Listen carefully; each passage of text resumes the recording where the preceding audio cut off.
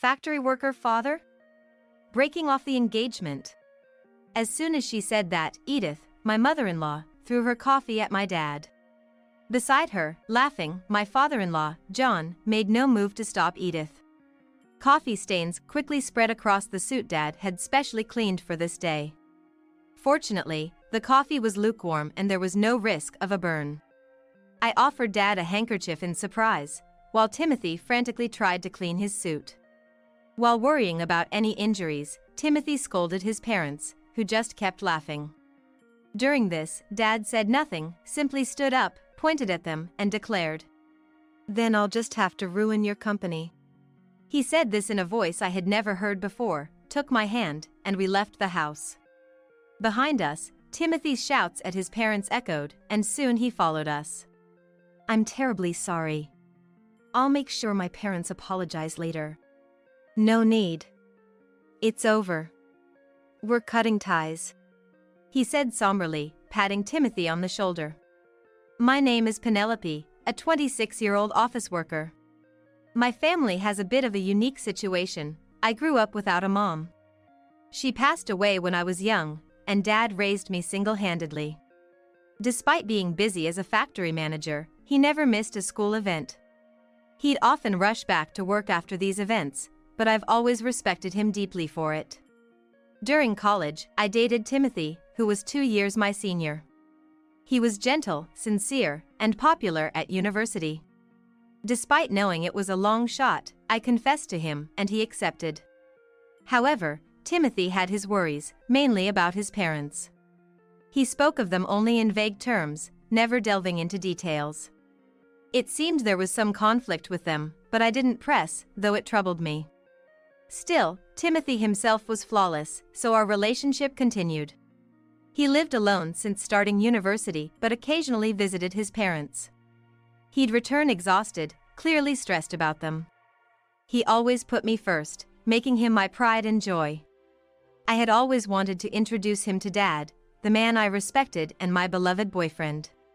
I wondered how they would react to each other. One day, while on a date, we unexpectedly bumped into Dad. "Oh, Dad. Aren't you supposed to be at work? What are you doing here?" "Ah, Penelope. Just returning from a client." "And who's this?" "Oh, this is Timothy. We're dating." Dad, not usually stern but with a somewhat fierce look, can be misunderstood. Timothy was very nervous meeting Dad for the first time. "Nice to meet you, I'm Timothy. I am fortunate to be dating Penelope."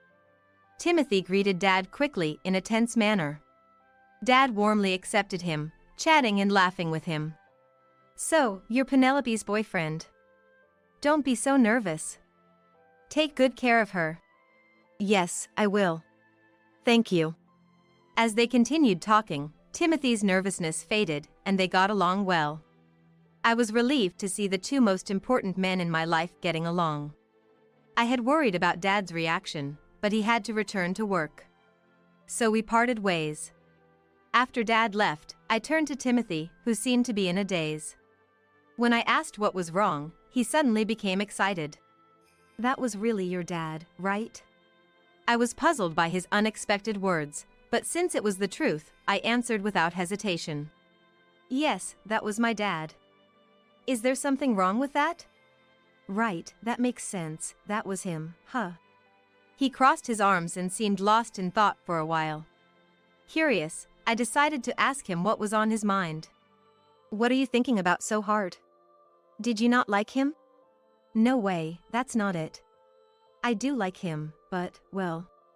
His hesitant reply was all I got, and any further questions were evaded. I became anxious as he wouldn't tell me the reason. I wondered if, despite his words, he actually found it hard to get along with my dad. And so, I began to worry unnecessarily. A few days later, Timothy called me out, saying he had something important to talk about. Maybe because of the recent meeting with my dad, I felt unusually nervous as I went to our meeting spot. When I arrived at the cafe, he was already there.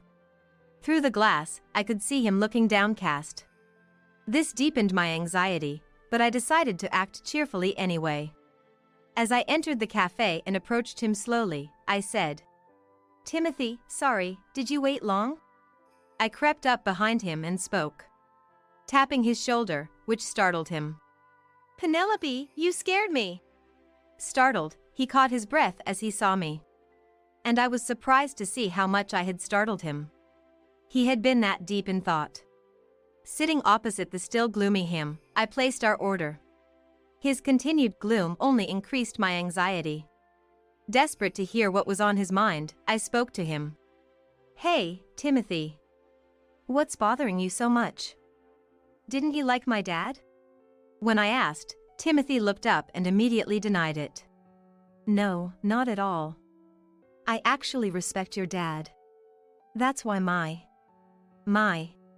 He stopped mid-sentence and looked down again, causing me to sigh. Realizing I had no choice but to press for an answer, I asked directly. "If you have a problem, I want to know. What's troubling you?" He took a deep breath as if making up his mind, then began to share. "I have something to tell you about my parents. It's a long story, but I need you to hear it all." The story he shared was shocking. According to him, his parents lacked grace and only judged people by their education and jobs. He had suffered a lot because of them, as they habitually interfered with his life. Whenever he introduced a girlfriend, they would criticize her and drive her away. The women would leave, often in tears, breaking up with him. That's why he wanted to marry me, but was troubled about bringing up his parents. But that's not a problem. We just don't have to involve them after getting married, and endure only during the marriage proposal. Dad seemed to like Timothy, so what was the issue? "I don't mind about that, it's okay. Dad liked you too, so don't worry." "Really? That makes me happy. When I first met your dad, I was shocked to see how different he was from my own parents. I thought, if I marry Penelope, I'll become the son of such a great dad, even if it's just by marriage. But getting married means your parents become mine too, and I couldn't make up my mind." He brightened up when I mentioned Dad liked him, but then he sighed deeply again. However, an idea seemed to strike him, and he looked up, apologizing. "When we go to my parents to announce our marriage, can your dad come with us? I want them to know such an admirable person exists. It might not change them immediately, but I hope it will make them rethink." "Okay. I'll talk to Dad. But I wish you had told me this more straightforwardly." "Oh, sorry. I'll properly do it now." Realizing his oversight, he hastily made a proper marriage proposal. Having accepted his proposal, I decided to discuss it with Dad. Initially reluctant, Dad agreed to join us for the marriage proposal visit after Timothy asked. We then coordinated with Timothy to schedule a visit to his parents. On the day of the visit, we stood in front of Timothy's parents' house, all of us neatly dressed.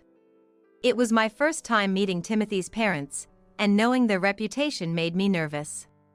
Seeing us tense, Dad chuckled and reassured us. "Don't be so stiff. Timothy's parents are just overly concerned. Be confident." Feeling reassured by Dad's pat on our shoulders, my tension eased slightly. As the appointed time arrived, Timothy rang the doorbell. But there was no sound inside, making us wonder if they were not home. In a bit of a panic, Timothy rang the bell again, but still no response. Feeling awkward in front of Dad, Timothy excused himself and went inside first. Dad and I exchanged glances, waiting silently for Timothy to return. After a short while, Timothy reappeared at the entrance, looking flustered. Before I could ask what happened, he started making excuses with a forced smile. "Sorry, I was just delayed. Please wait a bit longer, I'll be ready soon." He quickly went back inside. Dad sighed in disbelief at this behavior, and I felt increasingly anxious. I feared this incident might derail the marriage talks. Though Dad is not quick-tempered, he dislikes dishonesty. So, I couldn't help but consider the worst-case scenario. As these thoughts crossed my mind, Timothy finally came back to the entrance. Apologizing, he invited us inside. Inside, Timothy's parents were already sitting on the sofa, but their demeanor was strange. Editham, his mother greeted us with a sarcastic smile and arrogant attitude, while John, his father, seemed disinterested and looked away. Though we were led to the sitting room, the coffee served was lukewarm. Silent since our arrival, Timothy's behavior, and the tense atmosphere made me uneasy. However, knowing we needed to greet them, I tried to compose myself. As Timothy introduced his parents and us, I felt warmth in my heart from his considerate introduction of Dad and me. But his parents scoffed at our introduction, and the next moment Edith's hand reached for her cup, shocking me. Factory worker father? Breaking off the engagement. As soon as she said that, Edith threw her coffee at Dad. Beside her, laughing, John made no move to stop Edith. Coffee stains quickly spread across the suit he had specially cleaned for this day. Fortunately, the coffee was lukewarm, and there was no risk of a burn. I offered Dad a handkerchief in surprise, while Timothy frantically tried to clean Dad's suit. While worrying about injuries, Timothy scolded his parents, who just kept laughing. During this, Dad said nothing, simply stood up, pointed at them, and declared, "Then I'll just have to ruin your company." He said this in a voice I had never heard before, took my hand, and we left the house. Behind us, Timothy's shouts at his parents echoed, and soon he followed us. "I'm terribly sorry. I'll make sure my parents apologize later." "No need. It's over. We're cutting ties," Dad said somberly, patting Timothy on the shoulder. Then we went back to our house with Timothy, and Dad immediately changed his clothes. Meanwhile, Timothy earnestly apologized outside Dad's room, with Dad's troubled voice occasionally heard. But I was too shocked by Edith's actions to pay much attention to anything else. From the moment I saw their faces, I knew getting along would be difficult due to their arrogant attitude. But I never expected them to do something like that, and I was furious that they belittled Dad. Sitting on the living room sofa and clenching my fists, I kept replaying the earlier events. I knew getting worked up wouldn't help, but I couldn't help myself. Eventually, Dad came into the living room after changing, followed by Timothy, who immediately apologized to me. "Penelope, I'm truly sorry. I had no idea they would do something like that, let alone belittle someone. I'm really sorry, I did a terrible thing." Timothy probably knew it wasn't something easily forgiven. The fact he didn't ask for forgiveness showed his sincerity. This made me feel like I should apologize to him. I took Timothy's hand, who was on his knees, and apologized. "I'm sorry too for saying something so thoughtless without knowing anything. I never expected it to turn out like this." Then I turned to Dad to offer my deepest apology. "Dad, I'm sorry too. My careless suggestion led to this mess." Dad just looked down and shrugged his shoulders in response to my apology. It's no wonder he didn't say anything. This situation was unexpected for everyone here. But this meant his earlier words might actually come true. I decided to ask him directly about his intentions. "Dad, what you said to them earlier, was that true? Are you really planning to ruin their company?" In response to my question, Dad looked at Timothy and then nodded firmly. "Yes, it's true. I do intend to do it. His company's performance has been poor, and I've been thinking about what to do with it. It's a good opportunity to cut it off." Dad's eyes were serious and unwavering. He is the owner of a factory, a well-known leading local company where he started as a worker. He first worked as a worker at this factory. He gave up his dream of becoming a painter after Mom passed away to raise me alone. Working tirelessly in the factory, his hard work was recognized, and he climbed the ranks. Eventually, he was favored by the previous president and promoted repeatedly. When the previous president, or rather, the former factory manager, wanted to retire, Dad was chosen to take over. The factory owns several subsidiaries, and one of them is managed by John, Timothy's father. This was revealed during the earlier greeting. John should have recognized this, but he failed to, as Edith acted first, before Timothy introduced him in detail. Timothy just wanted to say that Dad worked in the factory, which is the parent company of John's. But Edith and John's prejudice led to this unfortunate situation. If they had listened properly, this might not have happened. Dad said John's company seemed to be mismanaged. This could potentially affect Dad's factory, so he had been considering what action to take. I was thinking of layoffs to improve management, but I'd rather avoid that if possible. It seemed like the right time to make a cut. He smiled troubledly, probably not wanting to lay off employees. Regret tinged his words. After saying this, he turned to Timothy and said in a low voice, "I've decided to do it, but it means your parents will be in trouble. It's harsh, but are you sure you're okay with this?" Faced with this question, Timothy hesitated for a moment but then looked Dad in the eye and replied, "I've already cut ties with them. They did unforgivable things. They need to atone for it, and I want them to reflect on this incident and everything else. More than that, I have a request. It's inappropriate at this time, but I must ask, please let me get engaged to Penelope. I'm aware of the trouble my parents caused. More than anything, I want to be with Penelope. Please allow it." Dad crossed his arms, deep in thought. It may seem inconsiderate right after such an incident. However, moved by Timothy's fervor, I also pleaded with Dad. "I also ask you, Dad. Despite everything, I want to be with Timothy." After hearing our pleas, Dad hummed for a bit before shaking his head as if resigned. "If both of you feel the same, then it's fine. But there's a condition. Your parents are business owners, after all. I want to know what will happen to their employees. If you can't answer that, your marriage is off." Dad said this and sent Timothy out, not even glancing at me before returning to his room. A few days later, Timothy came with a plan regarding John's company's employees. He had promised Dad beforehand and was discussing it when I returned from work. Apparently, Timothy had listed potential new jobs for all the employees and was showing it to Dad. "So, I would like to ask, albeit presumptuously, for these employees to transfer to your company. I hope to support their employment there, contributing to the business's growth." Timothy was earnestly requesting Dad to hire them. "And I know it's selfish, but I would like to join the company too. I'll work without salary until their work stabilizes and shows results.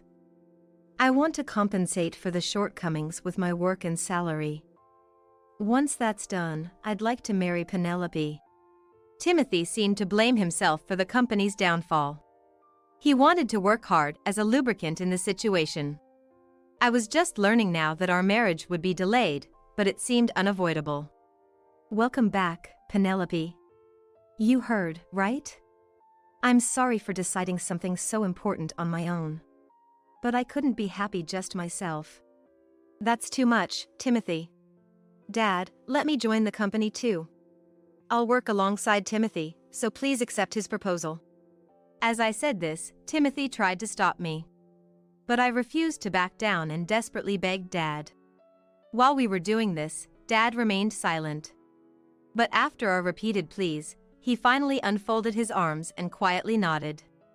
Meanwhile, Timothy's parents hadn't apologized yet. Dad had been waiting these past days, but that was coming to an end. "Time's up," he muttered, beginning preparations to take over John's company.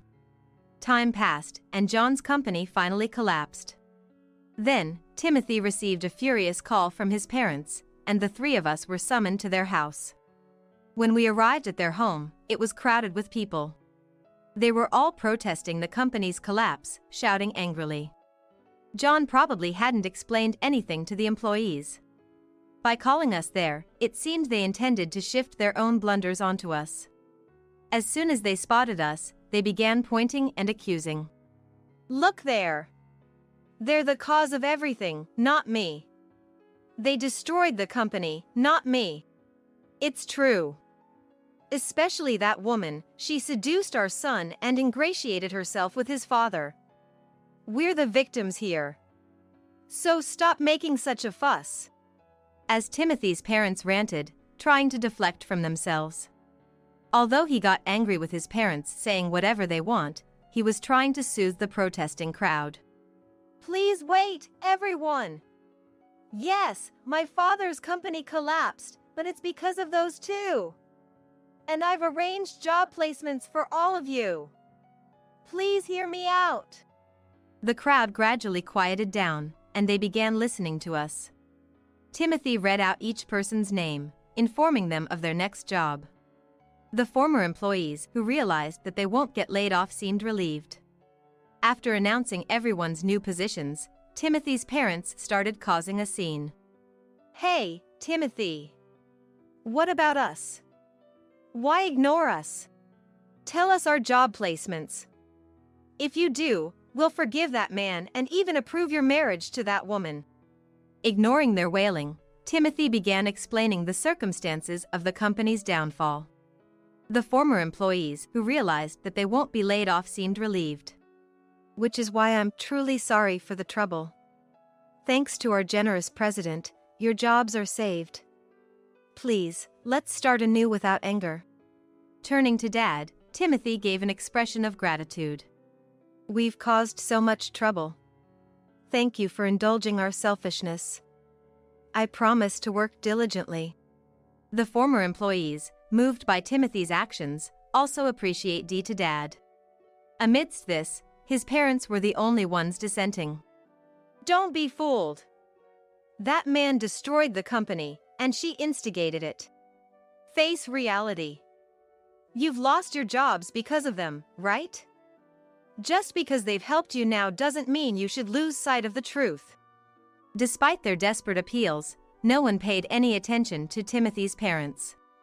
Especially after hearing the whole story from Timothy earlier. Even Dad ignored their words. As the former employees looked on, hoping for reassurance, Dad told them that he would inform them of the details later, which brought voices of relief. The employees left the house. Once everyone was gone and it became quiet, Timothy's parents started complaining about how they couldn't live anymore. The company's collapse means we'll lose this house, which was the collateral. Yes, exactly. Where are we supposed to live now? Timothy sighed in exasperation at his parents, who were determined to blame us. It's obviously your own fault. Maybe it's time you learned a bit of self-reflection. He rebuked them, but it seemed they had no intention of listening. Unable to bear it anymore, I finally burst out in anger. After all the trouble you've caused Timothy, getting carried away because you were business owners. Isn't this all because you only cared about titles? My words prompted them to retort. But Dad intervened, not letting them speak. A business owner is responsible. Taking responsibility is part of the job. Do your last duty properly. Receiving a stern scolding from each of us, they were left speechless. Leaving the two of them behind, we departed from there. Eventually, they lost everything: the company, the house, and the land. They didn't offer any compensation to the former employees and seemed to have dodged the issue. However, having lost everything, they ended up arrested for Dash. They contacted Timothy for help, but he coldly refused, having cut ties with them. They're probably in jail now. Since then, we've received no contact from them. Even if they got out, they still had to atone for their actions towards the former employees. Timothy and I quit our jobs and joined Dad's company. For the first few months, we lived off our savings and worked without a salary, as promised. One day, we met some of the employees from Timothy's parents' company. Recognizing us, they rushed over, eagerly shaking our hands, expressing gratitude for the new job. And thanking Dad for taking them in. They thanked Timothy for arranging it and thanked me for my help. I didn't remember, but I had helped them with some documents when they first joined. Grateful for everything, they left, saying they'd continue to work hard. Hearing this, we felt relieved and hurried to Dad's office.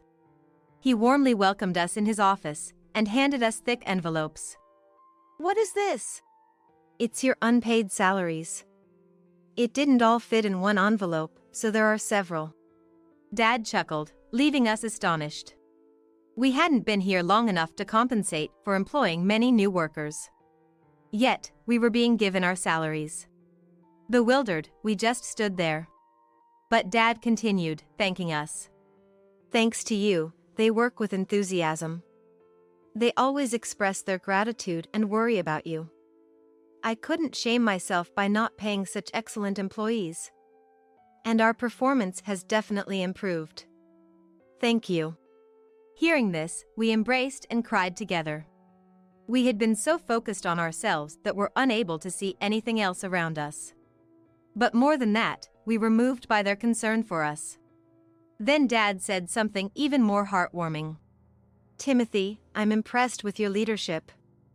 If my daughter agrees, will you marry her? Yes. Yes, of course. I promise I'll make her happy. With a tear-streaked face, Timothy promised me and Dad. I hugged him and cried together. So, we got married. We continue to work together at Dad's company, living happily. Gradually, work has become more efficient, allowing us to have a broader view of the company, even discussing productivity with Dad. Timothy visits the factory and subsidiaries, asking about inconveniences and proposing solutions, staying very busy. We both work with more passion than at our previous jobs. Finding fulfillment really does change one's work ethic. But soon, that will have to be put on hold. I'm taking maternity leave from Dad's company. Dad, Timothy, everyone at the company, and I are all looking forward to the arrival of our grandchild.